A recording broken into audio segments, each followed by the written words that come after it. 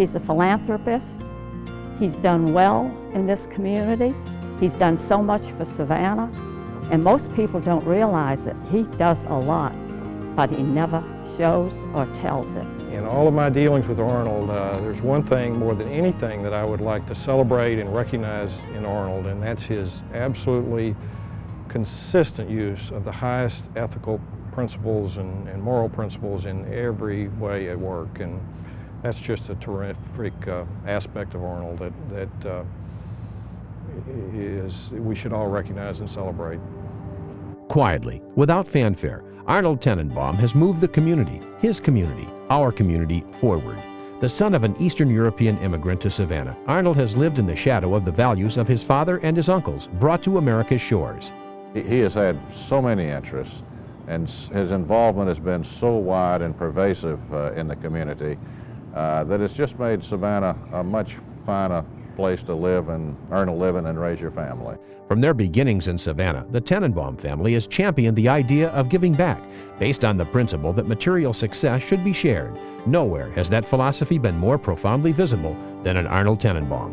We know that we may count on you, the citizens of Savannah, who have shown the most interest in historic preservation and in the services of the Historic Savannah Foundation, to help us with the last $365,000 to achieve our goal.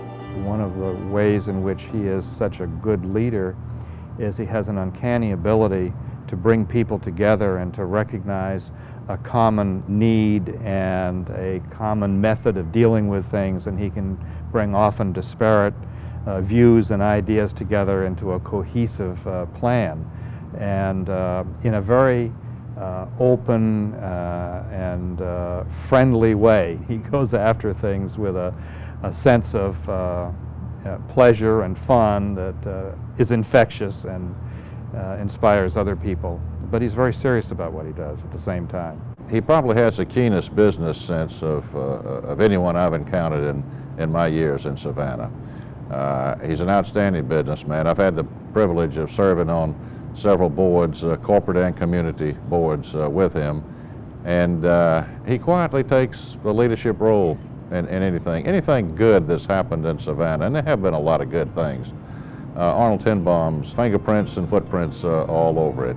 Leadership has come as a result of success in business. Money is a powerful tool. As Chief Executive Officer of Chatham Steel, Tenenbaum is one of Savannah's industrial giants. But in Arnold Tenenbaum, wealth is accompanied by intelligence and compassion, and a rare, priceless gift of diplomacy. I think he feels a real responsibility to the community, recognizing that everybody who is only here because others did meaningful things in the past and helped to create a community that is viable and healthy. And I think his sense of that drives him to want to do his share, and in my mind that's much more than his share, to assure that in the future the community is better yet. Arnold has set an example for all of us to be involved in the community, to provide solid leadership inside the company, and just to operate with the highest ethical principles. So I think he's inspired a lot of us inside Chatham Steel as well as throughout the community. Work, family, community. That's the Tenenbaum mantra, the mantra of Arnold's father and two uncles who came to Savannah in the early 20th century and started a business that continues today, as does their philosophy, under laureate Arnold Tenenbaum. He's a great example, and not just for a person in business, but in any endeavor, particularly as it relates to community development. If they spent some time walking around the Arnold, you would find a hard-working example and someone that's really committed to his family, to his community, to his business, and to his state. I've seen a tremendous amount of patience in Arnold, an ability to listen and to find the middle ground, to take two very contrasting points of view and find something in between that can work for everybody.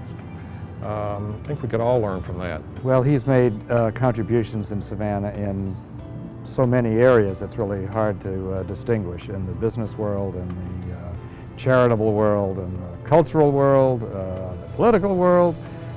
He's been involved in so many different ways, and that's what I think really is the outstanding quality that jumps out in my mind when I think about Arnold, is the depth and breadth of his involvements. This man is great. He's a family man. He's a loving husband, grandfather, father, great-grandkids. He is a super boss, and I'm so glad to be on his team. I really feel privileged, too, to be a part of this celebration. And I'm wishing he and his family the best of health in the future.